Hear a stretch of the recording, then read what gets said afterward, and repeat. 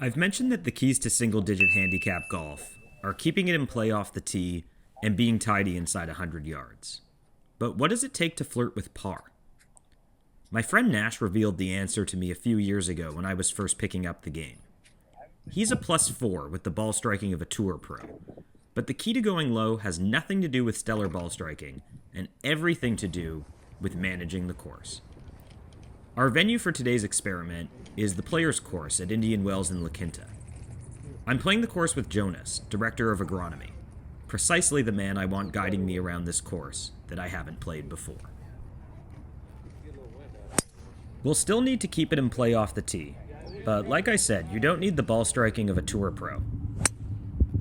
On the very first shot of the day off the deck, in fact, I more or less taught that one. But here's the part of the game that matters.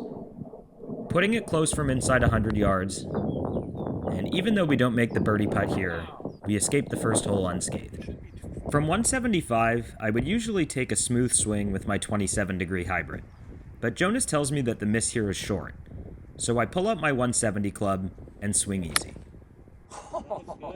Send it. That's nice right there. Oh, that could be in the hole. The greens aren't running too fast today, and I want to make this one. And it proves to be my first mistake in course management today, as I missed the comebacker. 3-putting from 12 feet sucks, but we're not going to let it get to us.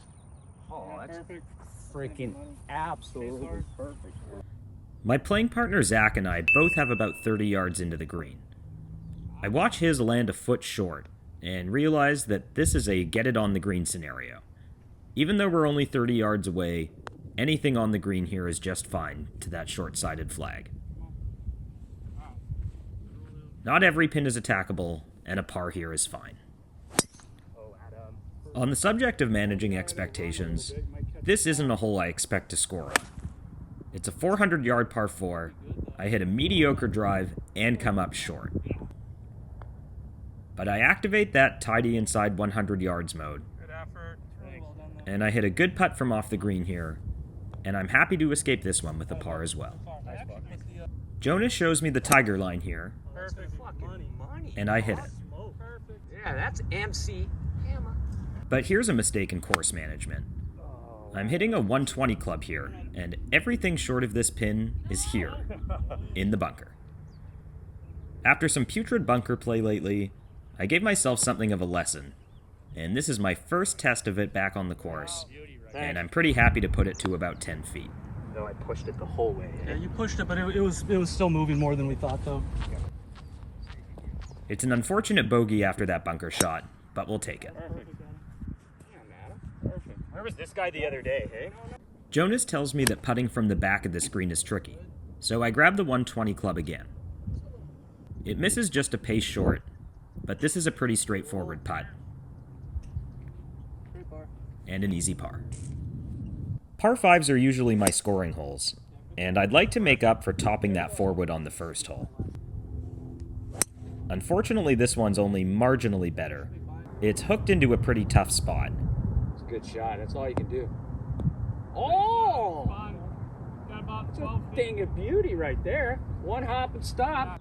It works out pretty well, and lo and behold, I'll make my first putt of the day. This par 3 is playing about the same number as the first one, but clearly this time the miss short is punitive. I swing the 5 hybrid, and it winds up in a great spot with another good look for birdie, and we'll take a par. The par 37 front 9 concludes with one more chance to score on this gettable par 5, but after putting my drive in this spot, I opt for smart golf. Maybe on my best shot with the 4-wood, I could get it 220 over water, but why not lay up to 100, where I know I can give myself a good look at birdie? And even after thinning this wedge a bit, I will have a good look for birdie. But I've pushed a few putts today, and will conclude the 9 with one more par. There are only 2 blemishes on that card, and both of them came from mistakes, not in execution, but in strategy.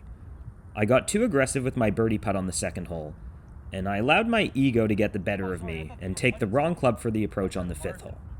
We'll evaluate the back 9 through the same lens. It's not as though mistakes in execution never get the better of us, and here on the 10th hole that happens. Our drive is a bit wayward and into a bunker, and here, after all of the confidence from the last bunker shot and going through my routine, I managed to find a bad one. But the important part comes here. I settle myself before taking the second shot.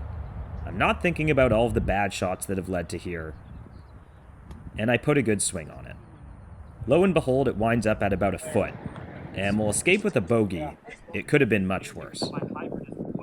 This hole is 300 yards and straight away. Jonas tells me that you absolutely can't hit driver here, so I pull out the 200-yard club.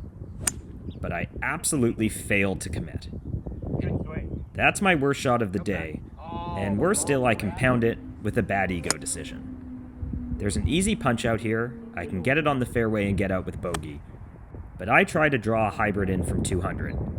It cost me a ball in the water, and what could have been a bogey turns into a tough up and down for double bogey. And you'll see I've had about enough of this hole. There you go. Goldfish memory. Jonas tells me that the miss here is short right, and that putting from the back of the green is treacherous. Oh, got a great kick. Well, a mistake in execution means that we'll see if my flat stick can bail me out of a very, very tough situation here. The lag putt is a pretty good effort. And can we make the 4-foot downhiller? Today we'll get it. On this hole, the Tiger line requires a 250-yard carry, and I don't have that. Go, baby! I don't have that. I was aiming left and actually pushed it off my target line. And this is the first one I haven't fatted out of a fairway bunker for a while, but unfortunately it catches a greenside bunker. The bunker practice is paying off, and we'll have 6 feet for par now. But my trend of pushing putts today continues, and let it not be said that frustration never comes out in my game. Be fine. Gonna be down, probably just in the rough. This number does not usually make for a gettable par 5 for me. Yeah, perfect. But my shape is right for this hole, and there's a long downslope into the green, and wouldn't you know it, I wind up with an eagle putt on a 560-yard hole. It actually almost drops, and we'll close the day 2 under on the par 5s. This time I committed when Jonas clubbed me off the tee. He told me that a 220 club would leave a wedge in, and he was basically right, although maybe he didn't account for my very short iron distances. This one misses a hair short, and I misjudged the speed on this one, and will once again be asking my putter to bail me out. And it cooperates. Great stroke. Here, Jonas tells me to hit my straightest club. That's my driver, and it threatens to draw off this fairway. It's actually gonna be just got a fine. good You bounce skirt there. it, But it got a good bounce, and this time it will be a wedge in. Sit down, sit down, sit down. Spin. All right, nice shot. It's a bit past the pin, but I will be putting for birdie. Got it.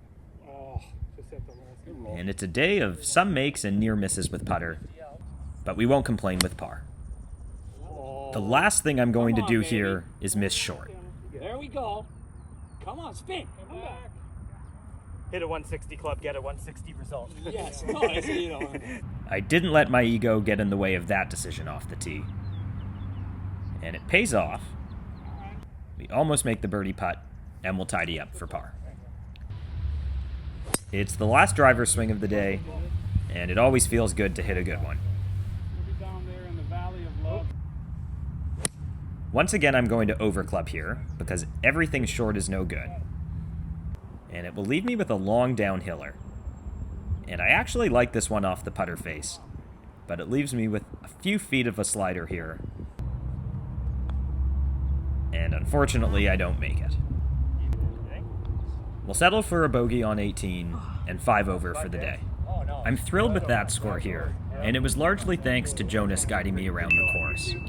The bogeys on 10 and 18 were indeed from a lack of execution, but the mistakes on 11 and 13 were entirely due to failing to commit to what Jonas told me to do.